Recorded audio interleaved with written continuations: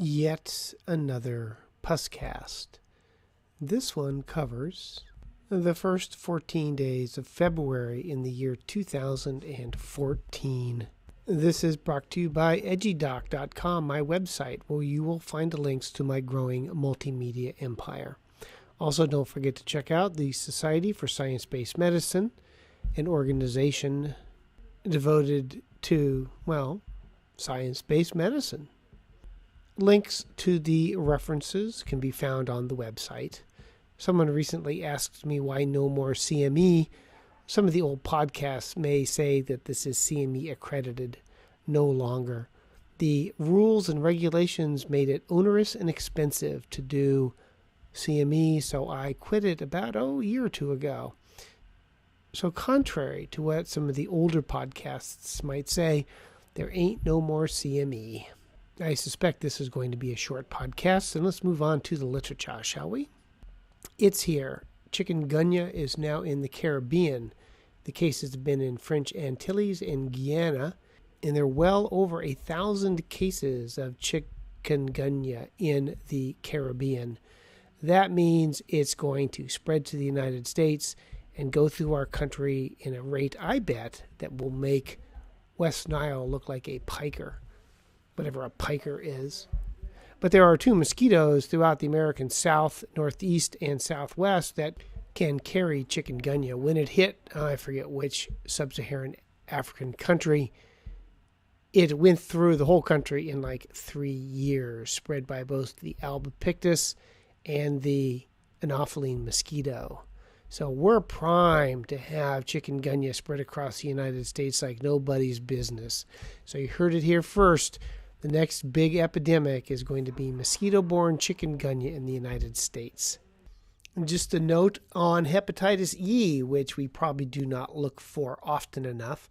As I mentioned in the past, there was an Annals article that showed about 1 in 5 Americans are seropositive for hepatitis E. There's now an ongoing epidemic in the Czech Republic. And as always, it points to zoonoses as a risk factor.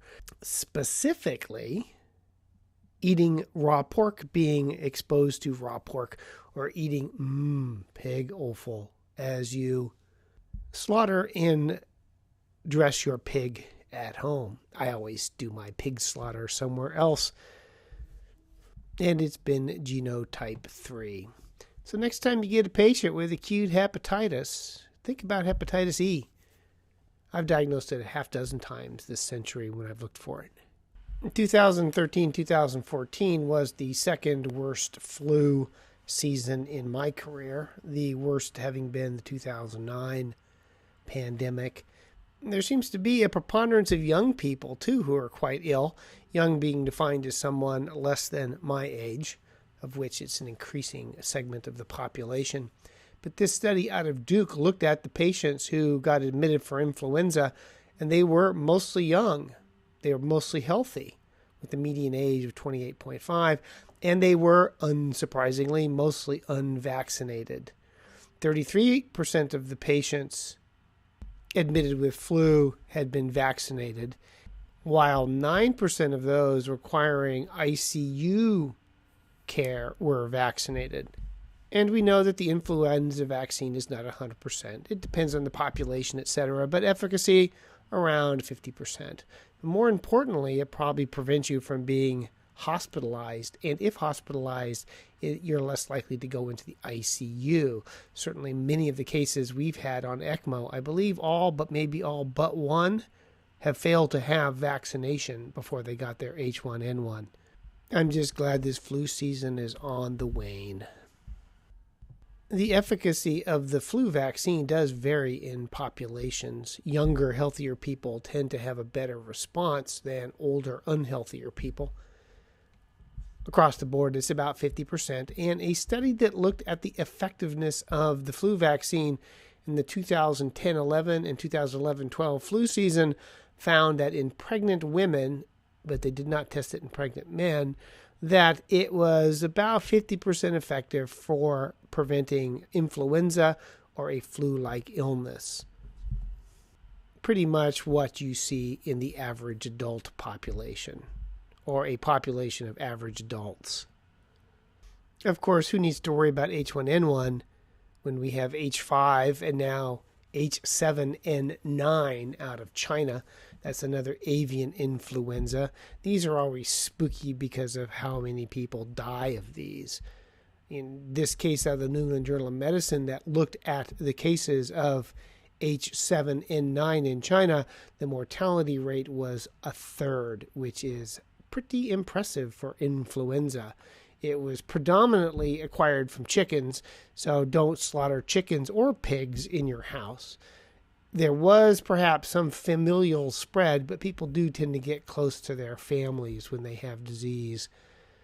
So far in my career, we've been kind of lucky. We've either had highly infectious influenza like H1N1 that have been relatively avirulent, I say relatively, or we have highly virulent influenzas like bird flus that are not particularly infectious. One of these days, we're going to get both. The two great tastes that taste great together, virulence and infectivity, and man, will we see some influenza. I'll probably be dead from a pan-resistant Staph aureus before it happens, but it will occur. You've heard my theory before. Everybody dies of their specialty in medicine. It's why I did not go into OB. I can't believe it, but something I heard on television isn't true. I mean, I had heard people say that the HPV vaccine will turn women into raging nymphomaniacs who will have lots of risky sexual encounters because they think they're safe, and that it's a bad idea for that reason to give women the HPV vaccine. That was sarcasm, by the way, for those who are sarcasm deficient.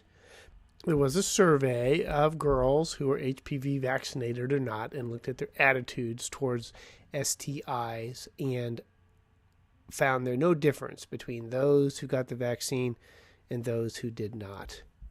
And the majority of girls thought that safe sex was still important after vaccination. And there was not an increase in riskier behavior. Go figure, people aren't as stupid as Fox News thinks they are. That it did not turn them into raging nymphomaniacs who avoided condoms. What's depressing is only 1 in 3 girls had the complete series of vaccinations. And given the increasing rates of all sorts of HPV-related cancers, I made sure both my boys got the vaccine series. Money well spent. One of those historical notes, I'm old enough to remember when AIDS was due to HTLV-3, subsequently renamed to HIV. But yes, I remember those days when I wore an onion on my belt, as was the style. This study looked at the seroprevalence of HTLV-1 and HTLV-2, which turn out to be declining and are remarkably uncommon. There are 5.1 cases per 100,000 of HTLV-1 in the United States and 14.7 per 100,000 of HTLV-2. So in this study, they looked at 2 million first-time blood donors and found that 104 had HTLV-1 and 300 had HTLV-2. HTLV-2 is evidently a little cluster in the western and southwestern America in Amerindians. On rare occasions, I get a consult for someone who is seropositive when they go to donate blood, and there's nothing to do except for watching the patients. It's usually HTLV-1, which probably has to do with the epidemiology of the disease. It's found in the Caribbean, the Americas, and Japan, whereas HTLV-2 is predominantly found in Amerindians, as well as, who knew this, African pygmies. The heck? I don't think I've ever taken care of an African pygmy. But if they do, I shall remember that they have HTLV-2, or could. Boy, it's amazing how much people like to do their meta-analyses. There was a meta-analysis in July that looked at linezolid versus daptomycin for VRE bloodstream infections and suggested that linezolid was superior. Not being content, another group did a similar systematic review and meta-analysis of daptomycin versus linezolid for VRE bloodstream infections that was published in the same journal just 6 months later. And they found the same results with their data set, that linezolid looked superior for the treatment of VRE bacteremia when compared to daptomycin in terms of mortality rates. So if you have VRE in the blood, these two meta-analyses that are slightly different but concordant suggest that you should do linezolid in your patients rather than daptomycin. And now someone can do a meta-analysis of these meta-analyses. Won't that be exciting?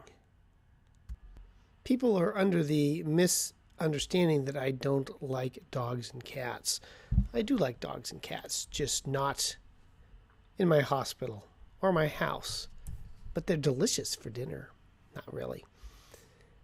This study looked at the incidence in Germany of MRSA in wounds and found that they found staph often in dogs, cats, and horses, and it was frequently human strains that could potentially infect humans.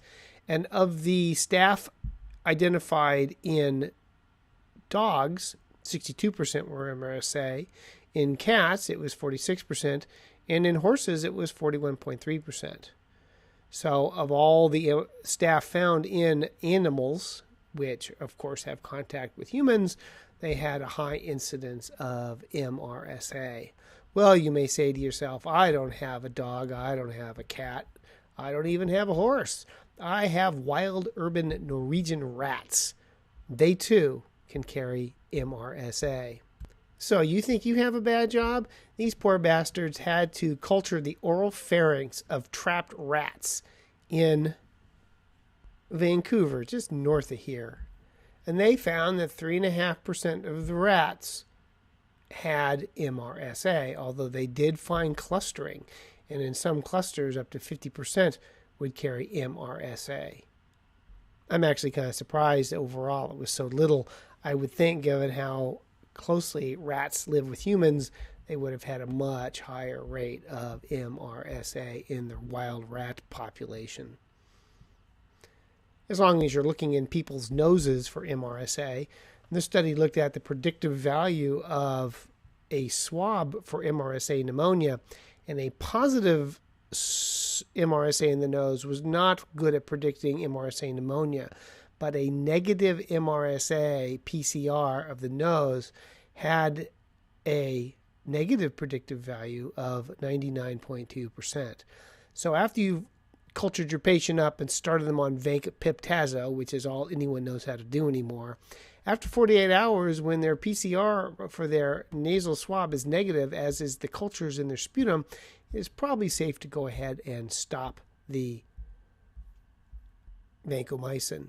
And I'm also amazed at how much the nose wanders when it comes to colonization with staph. I'd reported on an earlier study that showed the right nose and the left nose had often different strains of MRSA.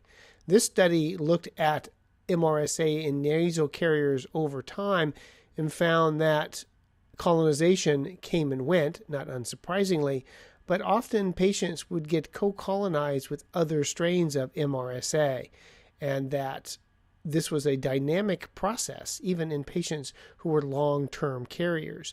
And so you could go from a relatively benign strain of MRSA, and then you could acquire, say, a more virulent strain of MRSA in your nose, and subsequently have problems with invasive Staph aureus. Your nose is not a simple ecosystem. And finally, what would that virulence factor be? This study looked at staph enterotoxin P in patients who were colonized with MRSA and found that it predicted bacteremia. So not all MRSA are the same, and if you get the wrong strain, one that has the right virulence factors like enterotoxin P, then you can get into trouble from your MRSA. What, you may ask, does enterotoxin P do? I will quote from the article. This gene is part of the innate immune evasion cluster encoding proteins that help Staph aureus evade the host immune response through inhibition of neutrophil chemotaxis binding and phagocytosis. Additionally, enterotoxin P disrupts immune response by inducing T cell energy via polyclonal stimulation of T cells, and the presence of enterotoxin P was previously linked to higher mortality in Staph aureus bacteremia. It's a vicious bastard, Staph aureus is. As I've said many times, if I were a superhero, Staph aureus would be my arch enemy. And as in the comic books, the arch enemy is never vanquished permanently. It always comes back a little smarter and a little stronger the next time. Warning, pharmacokinetic, not clinical trial. But this study looked at the levels of phosphomycin in the prostate. Boy, I'd like to be a volunteer in that study. Actually, they were using people who needed a TERP anyway, but I don't want to culture the retropharynx of rats, and I don't want to get a TERP. There's so many things I don't want in life. But they looked at the levels of phosphomycin in the prostate and found that they had, quote, reasonable concentrations in uninflamed prostate after a single 3-gram dose. That's interesting. We all get the problem of the prostate that has resistant organisms to the oral agents, Bactrim and quinolones, and then we're stuck giving the patient IV. There are no clinical trials using phosphomycin for prostatitis. However, it's something to keep in mind. They reference a single case of enterococcal prostatitis that was treated with a 21-day course of phosphomycin, with the phosphomycin being given every 3 days. Years ago, there was a study in the New England Journal of Medicine, I believe, I'd have to go look it up, that suggested that a baby aspirin a day prevented invasive Staph aureus infections in dialysis patients. Truly the wonder drug that works wonders. This study looked at the same drug, aspirin, and the risk of getting invasive Klebsiella. Now, there's this Klebsiella that is a hypermucoviscous phenotype that is noted for causing liver abscesses and endophthalmitis, and it's a particularly virulent beastie. This study looked at the effect of aspirin, and patients who were on aspirin were less likely to get invasive disease due to Klebsiella pneumoniae. That's interesting. And then they looked to see what effect aspirin would have on a neutrophil effects and found that it enhanced the killing of Klebsiella by neutrophils. That's interesting as well. The difficulty, of course, is predicting which of your patients will develop invasive Klebsiella due to the hypermucoviscous strains and getting them on aspirin ahead of time. But it's still interesting nonetheless. A quick Google does not show any epidemiologic studies to compare infection rates or mortality rates from infection in patients with or without aspirin prophylaxis for other indications. It would, of course, be a difficult thing to tease out on the basis of epidemiologic studies, but certainly there must be a bored fellow listening to this podcast who would be more than happy to take this up as a project. Get on it, dude.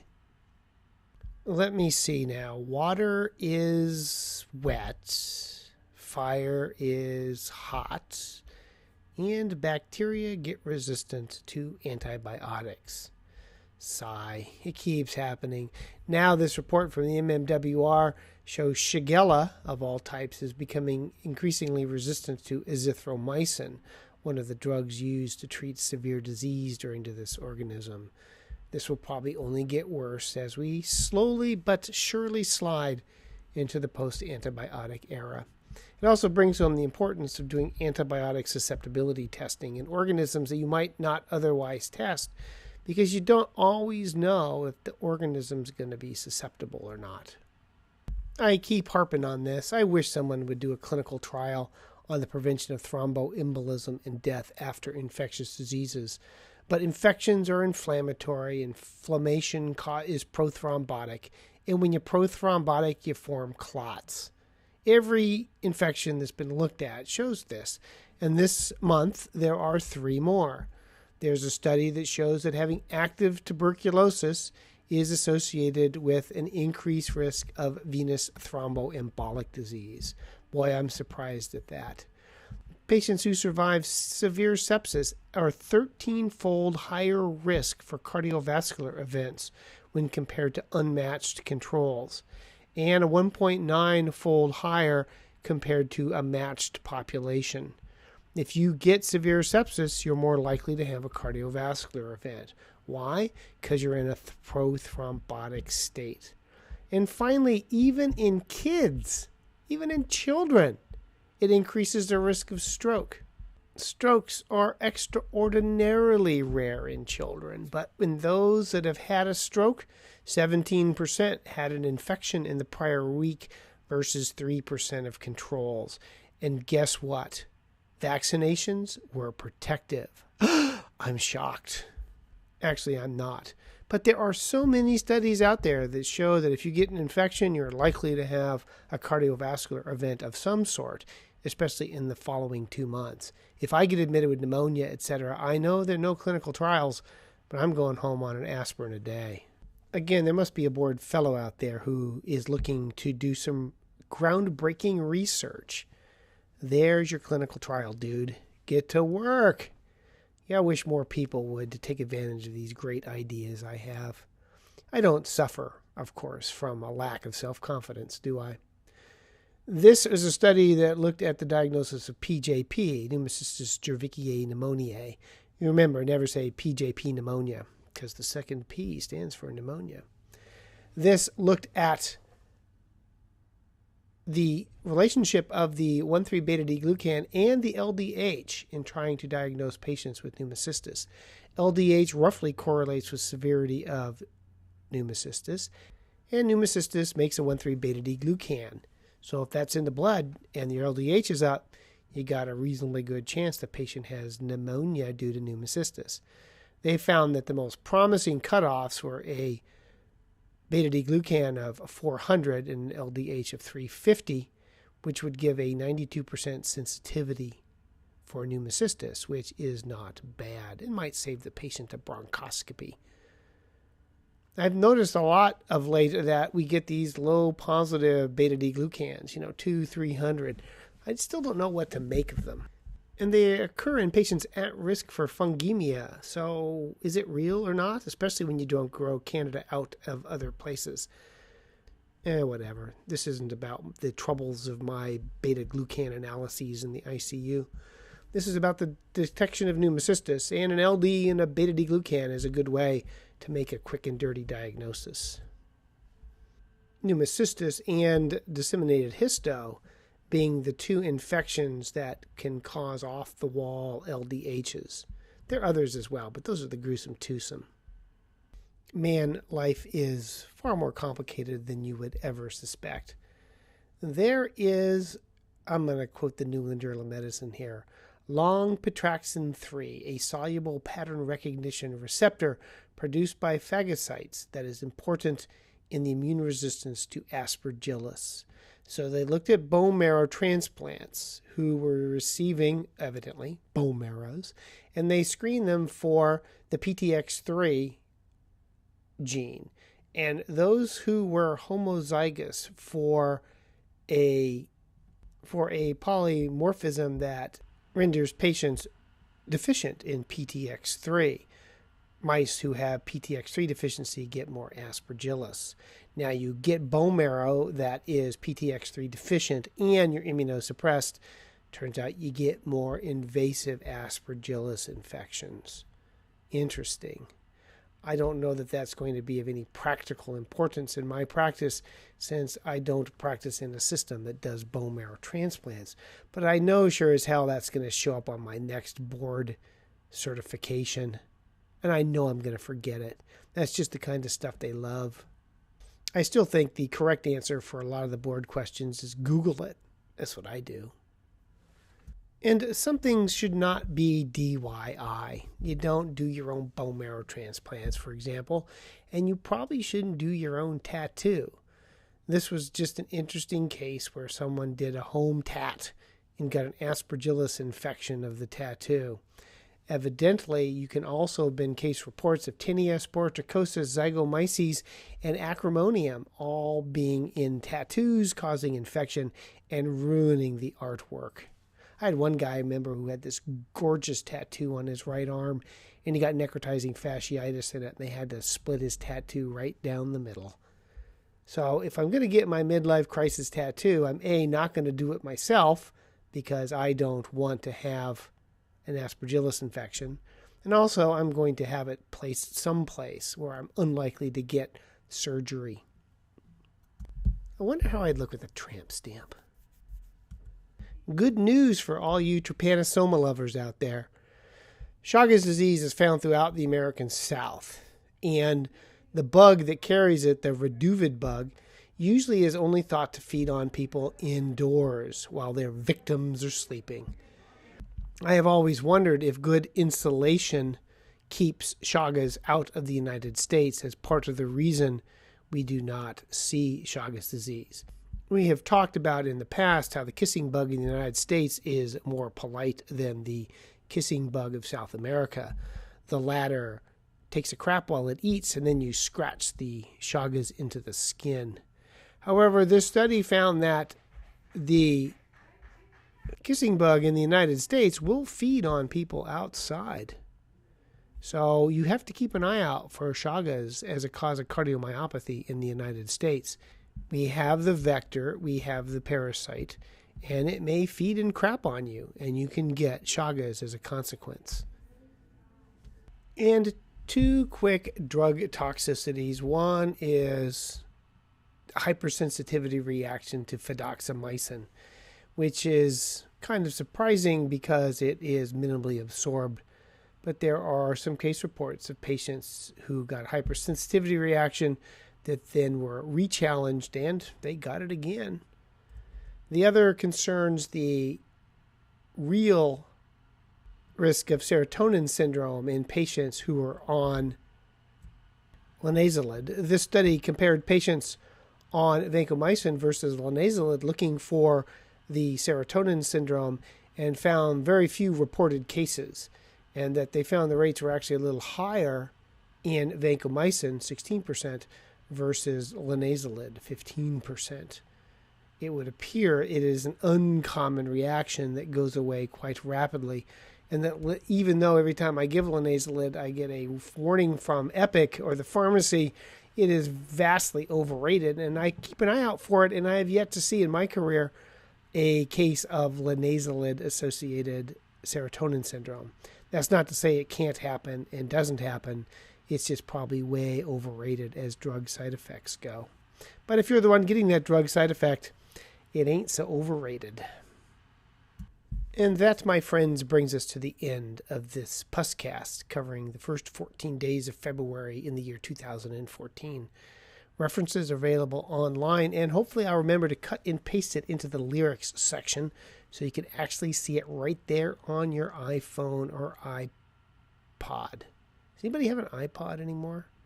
Otherwise, go to edgydoc.com to find links to my growing multimedia empire. And I will mention the Society for Science-Based Medicine. Our new organization started in January 2014. That is, well, a Society for Science-Based Medicine. Check it out at sfsbm.org. Otherwise, thank you for this most interesting consultation and allowing me to participate in the care of this most difficult and challenging case. I shall continue to follow along with you. Thank you. In dictation. Goodbye.